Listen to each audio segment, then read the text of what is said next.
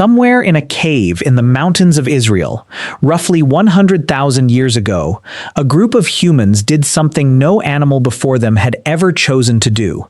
They took the body of someone they loved, someone who could no longer hunt, speak, or help them survive, and instead of leaving it behind, they dug a hole, placed the body inside with care, and covered it with red ochre and antlers. That single act may be one of the strangest, most consequential decisions in the entire history of our species. So let's start at the beginning, not with religion, not with ritual, but with a question most animals never have to face. What do you do with a body that no longer moves?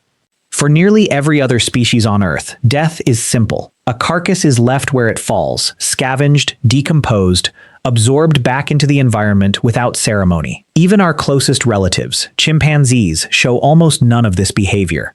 Some researchers have documented chimps lingering near a dead group member, occasionally touching the body, appearing visibly distressed. But they don't bury, they don't mark the spot, they don't return to it. Humans do. And the earliest evidence suggests we've been doing it for an extraordinarily long time. At Qafzeh Cave in Israel, archaeologists uncovered human remains deliberately placed in a pit, roughly 92,000 years old, with a deer antler positioned carefully in the arms of the deceased. This wasn't decomposition. This wasn't accident. Someone chose that antler. Someone placed it there on purpose, in a gesture that meant something to the living, even though it could do absolutely nothing for the dead. Here's what should unsettle you. That gesture required something psychologically enormous, the ability to imagine a version of reality that doesn't yet exist, and may never exist, and act on it anyway. Anthropologists studying the cognitive roots of burial point to something called theory of mind, the capacity to model other people's thoughts, feelings, and perspectives, even when those people are no longer present to confirm or deny them. Placing an antler in a dead person's arms only makes sense if the placer believed, on some level, that it mattered. Not to the corpse's body, which felt nothing, but to something else, a memory, a spirit, a continuation of relationship that death hadn't fully severed. That belief, unprovable, unverifiable, is one of the oldest pieces of evidence we have that human minds were capable of abstract thought. And this is where the story gets stranger. Because burial didn't just mark the presence of belief. Some researchers argue it may have helped create the very concept that most defines human consciousness, the awareness of our own mortality. Psychologists studying what's known as terror management theory propose something deeply unsettling. Humans are the only species, as far as we know, capable of fully grasping that we, personally, individually, will one day cease to exist.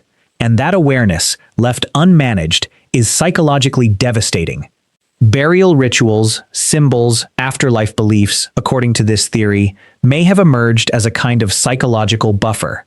A structured way of imposing meaning and continuity onto an event that would otherwise feel like total, incomprehensible erasure. Here's the terrifying part hiding underneath that theory. If it's correct, then burial wasn't invented to honor the dead.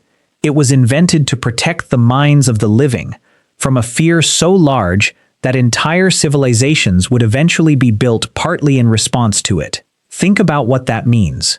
Every funeral you've ever attended, every grave you've ever visited, may be a direct descendant of a defense mechanism your ancestors developed to keep themselves from being psychologically paralyzed by the knowledge that they, too, would eventually stop existing. But burial did something else, something more practical and immediate, that shouldn't be overlooked.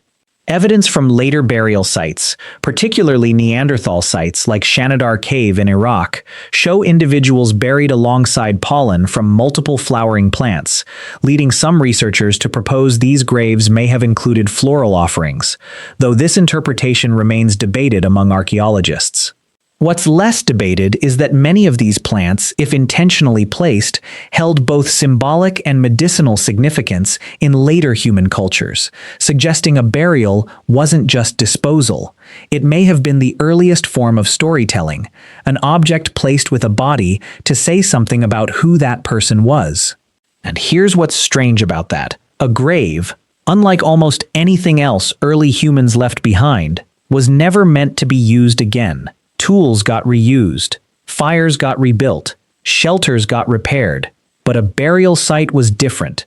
A permanent, non-functional monument, built entirely around meaning rather than utility. In a world where every single resource, every hour of labor mattered enormously for survival, early humans were choosing, repeatedly, across tens of thousands of years, to spend precious time and effort on something that offered no practical return at all. That choice tells you something remarkable about the ancient mind. Survival wasn't the only thing driving human behavior. Meaning was already competing for the same scarce resources as food and shelter, and sometimes meaning won. As burial practices spread and evolved, they became something even larger, a mechanism for preserving social memory. Grave goods, tools, jewelry, ochre pigments buried alongside a body served as physical anchors for the identity of the deceased, evidence for future generations that this person existed, that they mattered, that their place in the group's story wouldn't simply vanish the moment their heart stopped. In a species without written language for most of its history, a grave may have functioned as one of the earliest forms of permanent record, a way of saying, without words, this life happened, and it will not be forgotten. So here's the full picture. Burial likely didn't begin as religion or ceremony or tradition in the way we think of it today.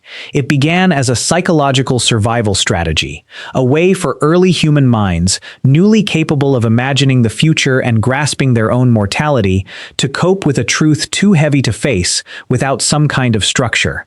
It became a canvas for meaning in a world otherwise ruled entirely by survival, and it became, quietly, one of the first proofs that a group of primates on the African savanna had crossed into something genuinely new, minds capable of caring about things that could never care back. Somewhere, tens of thousands of years from now, if anyone remains to look, they may find evidence of how you were laid to rest, and draw conclusions about what your mind was capable of. The same way we now study a body in a cave in Israel, arms wrapped around an antler someone chose to place there. That person has been gone for 92,000 years, but the choice to remember them still hasn't ended. If a single antler placed in a grave reveals something this deep about the ancient human mind, imagine what else our oldest instincts are quietly trying to tell us. That's what Yedd is for. Like this video and subscribe.